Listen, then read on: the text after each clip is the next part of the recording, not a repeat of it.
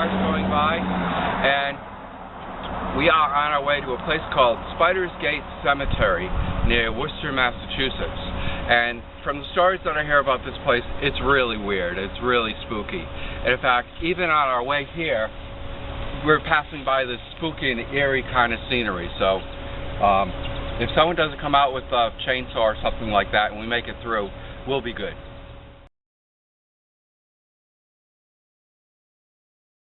Spider Gates, also known as Quaker Cemetery, is a private-owned cemetery that is under the care of the Worcester Pleasant Street Friends Meeting.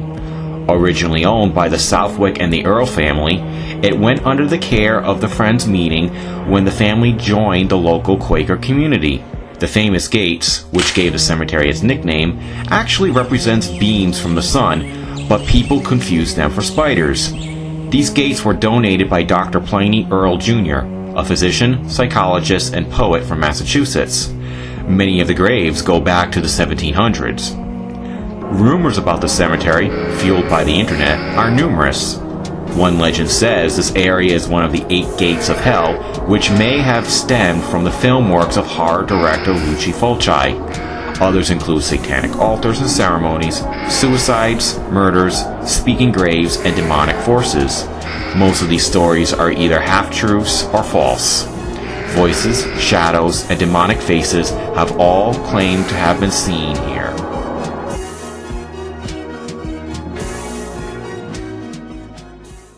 The itsy bitsy spider went up the water spout. Well, everyone, we made it. We are at the gates of Spider Gate Cemetery. And I have my friend Kevin here as the camera person. Say hi, Kevin. Hello. And Kevin, do you have any idea why they call this Spider Gate Cemetery? I think it's because of the gates, the pattern of the gates. Yeah, something like that. I'll tell you, this certainly is a creepy place, and we're not going to do much of a ghost hunt here. This is more of a preliminary investigation, so that we actually want to come back here at nighttime when Charles is around and do a full-fledged one. So at the same time, during the daytime, we want to show you this tree. And Kevin, why don't you tell us a little bit about this tree?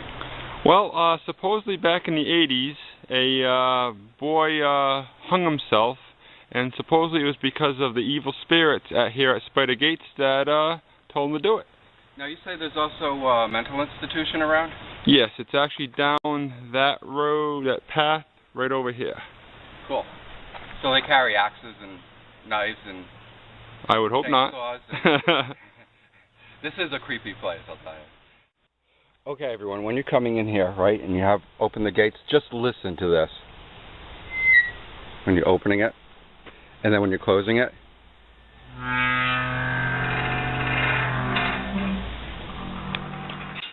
Down came the rain and washed the spider out. I don't know if this gravestone is telling us something about the undead or something else, but the Southwick family is buried here, and it says, "Not one returns to tell us of the road which to discover we must travel to." And right across from this is a road. We're going to go down that road. We are in the middle of the cemetery right now, and you're going to see 4 different markers that signify 4 angles. Hi, Kevin. Okay. And in the middle of it is nothing except an altar that they claim is an altar, which is also claimed to use for the occult or satanic rituals. However, I've recently learned that this area was actually the area of the original meeting house when it was here, which would make sense that you'd have, you know, the graveyard around the meeting house. Out came the sun and dried up all the rain. Another rumor has it that there's an area around here where grass just does not grow, and it's never grown, and no one knows why. It's next to the whole Earl family, which is buried over there. So it's kind of spooky and interesting. Other people are coming, so I don't know how much longer we can do this. And along our travels, we meet people along the way who are here in the cemetery. And let me ask you, what brings you here today? We're just here out looking for the rumors we've heard about this place. Yeah, and what have you heard?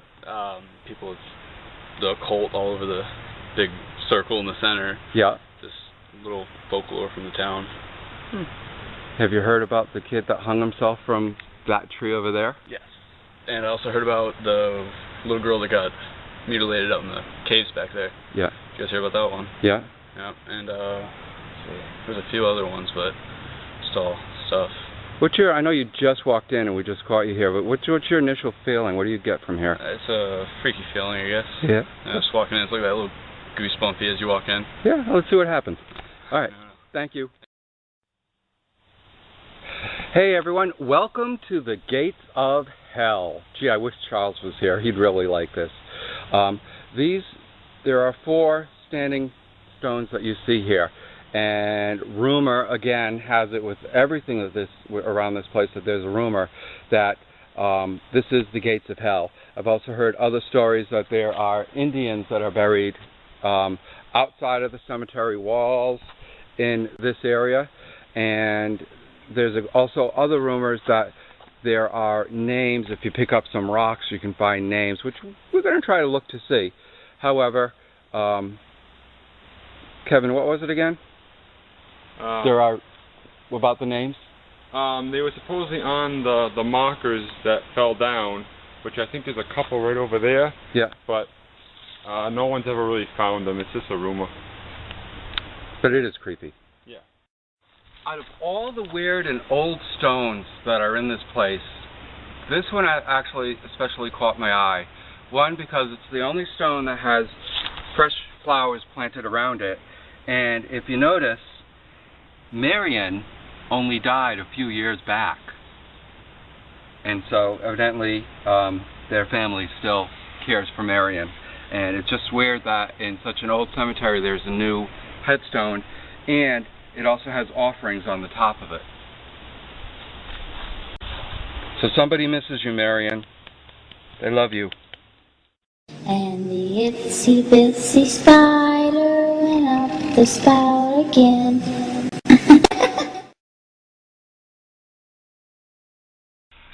Hi everyone. Hope you enjoyed the video, but here's my chance to share with you my personal experiences that I've had at Spider's Gate.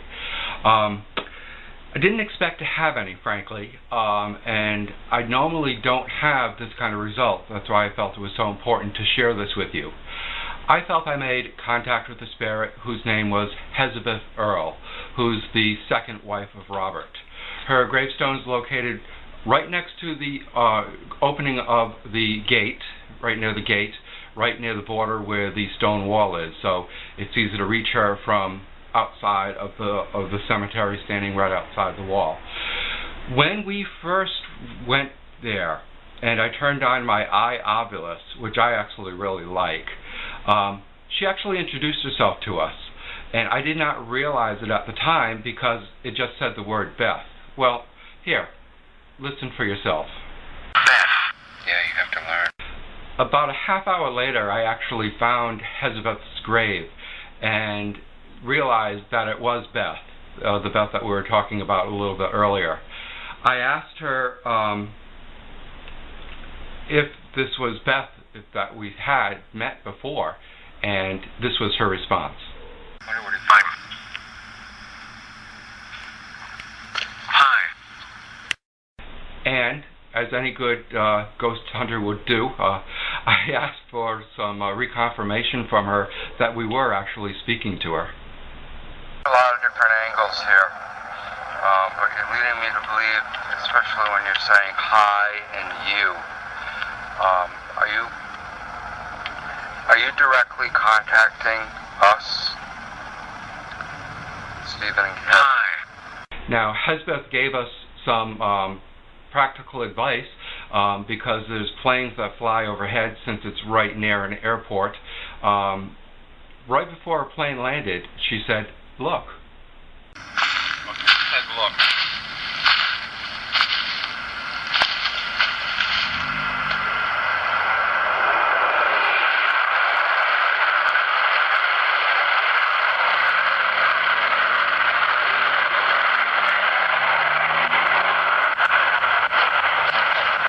It's almost like it said look and then that drove over. Isn't that strange? Steve began a conversation with Hezebeth about her husband, and through his Ovilus, he got several responses that lasted about a minute that appeared to be coherent. Who is the enemy? Little. Can you tell me who the enemy is? Well, no, it's not. What was the name of it? Debbie. Jerk. Yeah. Enemy and jerk. Trap. Sounds like a vengeful person. Because I'm listening. I know you're talking to us.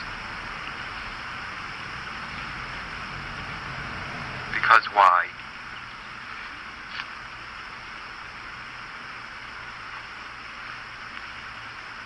Look at Steve. One rock there, one rock there.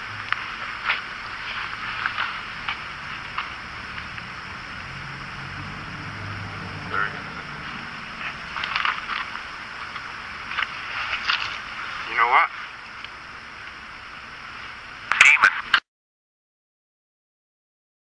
And when we were heading back to the car, we of course asked the spirits to stay where they belong, not to follow us, and not to do any attachment or anything like that, that they belong where they had laid to rest or where they were before.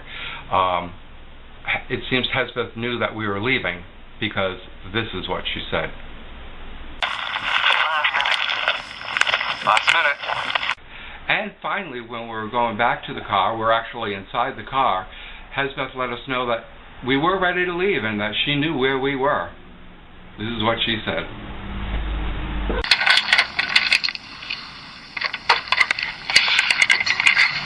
I like it. Definitely is something. Car. And the itsy bitsy spider went up the spout again.